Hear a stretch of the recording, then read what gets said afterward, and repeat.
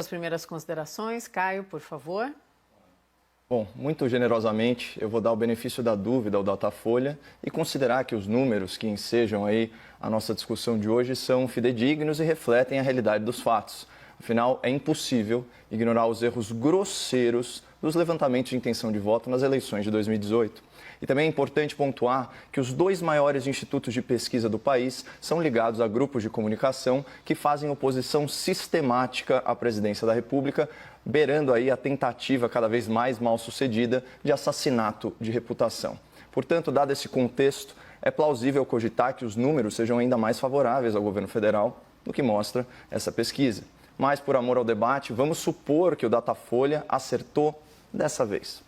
E eu vou pegar carona na matéria da Folha de São Paulo, que anunciou em primeira mão os resultados da pesquisa. Então, aspas para o título da matéria. A aprovação a Bolsonaro sobe e é a melhor desde o início do mandato, diz Datafolha. Aqui nós vamos parabenizar o Grupo Folha por criar uma manchete condizente com os fatos. De fato, 37% dos brasileiros consideram o governo ótimo ou bom.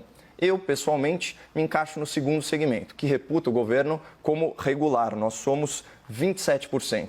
Esses dois extratos somam 64% dos entrevistados. Assim, considerando a margem de erro, que é de 2 pontos percentuais, a gente pode inferir que 2/3 da população vem com bons olhos o governo. Ou pelo menos não vem com maus olhos. E essa afirmação é corroborada pela queda expressiva na rejeição do governo, que chegou a marcar 44 pontos e agora retraiu para 34%, o outro terço da população. Essa é a realidade estatística proposta pelo Datafolha. Mas para cada fato, há as narrativas correspondentes. E a julgar pelo estado do jornalismo nacional, fatos e narrativas eles costumam vir condensadas para o grande público na mesma notícia. E aqui não podia ser diferente. Vejam o subtítulo da matéria da Folha, a qual eu já me referi. Aspas. Rejeição de presidente cai 10 pontos desde junho, quando prisão de Queiroz o fez submergir enquanto o auxílio emergencial era pago. Essa é a síntese da narrativa que a imprensa militante, a elite política e os interessados de plantão vão tentar emplacar. Então prepare-se, espectador, para os seguintes tópicos que serão martelados na sua cabeça ad nauseam, à exaustão. Primeiro ponto, a rejeição ao presidente diminuiu porque o Bolsonaro parou de dar declarações polêmicas, já que ele está acuado pelo caso Queiroz. Um processo que não atinge o cargo da presidência da República, que goza de imunidade penal temporária, que não implica o presidente pessoalmente e cujo episódio mais problemático são pagamentos aí à sua esposa diferidos ao longo de 8 anos, na monta de R$ 750 mensais. Num país castigado por mensalão, por petrolão e agora pelo covidão, será que o caso Queiroz é um cala-boca político? Fora que, para o jornalismo de torcida, o advento de um ministro das comunicações, a inevitável melhora nas relações institucionais e até mesmo o amadurecimento pessoal do presidente estão descartados como explicações possíveis para a moderação de tom. É a síndrome da pior interpretação possível que contamina as redações pelo Brasil. Fora a ingenuidade de achar que a popularidade presidencial pode sair arranhada num conflito verborrágico com as elites da imprensa, do Congresso e do STF, instituições que, segundo o próprio Datafolha, gozam de muito menos prestígio popular que as Forças Armadas e a Presidência da República. Mas vamos tratar do segundo tópico da narrativa, que é o seguinte: a popularidade do presidente se deve ao auxílio emergencial. Aquele benefício pago temporariamente a 60 milhões de brasileiros, que é considerado o maior programa de transferência de renda da história e que bancarizou dezenas de milhões de cidadãos antes excluídos da vida financeira nacional. Vamos analisar a situação. A gente está no auge de uma crise econômica e de saúde pública. Mais de 100 mil mortes atribuídas à Covid-19. Índices recorde de desemprego e projeção de uma queda sem precedentes no PIB.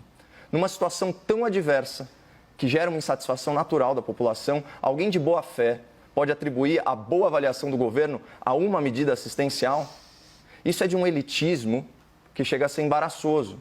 Porque o que está por trás dessa narrativa é dizer que a aprovação popular em massa está à venda e que o pobre brasileiro só vota com a mão no estômago. Além de ser reducionista, essa explicação ela não faz o menor sentido, porque o Bolsa Família, por exemplo, nunca foi interrompido e ainda assim o lulopetismo não conseguiu se perpetuar no poder. Ou seja, tem muito mais coisa Há muito mais entre o céu e a terra, doutor Bruno, orientando a formação da convicção política da população brasileira, incluindo o povo mais vulnerável. Mas tem gente que ignora o quanto pode, que esse é o primeiro governo federal das últimas décadas sem um escândalo de corrupção, e a gente já está avançando aí no 4º semestre de gestão. Um governo que paulatinamente entrega obras de muito impacto social e de infraestrutura nos rincões do Brasil.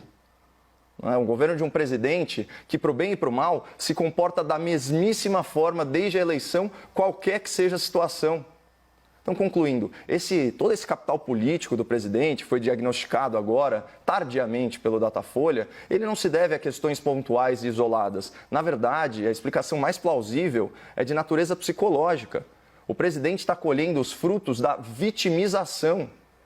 O que a população percebe é que o presidente tem sido, ao longo de meses a fio, vilanizado, tem sido atacado por uma imprensa cada vez menos imparcial e por uma elite política ambiciosa e hipócrita que conseguiu a proeza de transformar um dos homens mais poderosos no Brasil numa vítima injustiçada. Cadê o malvadão que ia acabar com o Bolsa Família, esquecer o Nordeste e abandonar os mais pobres?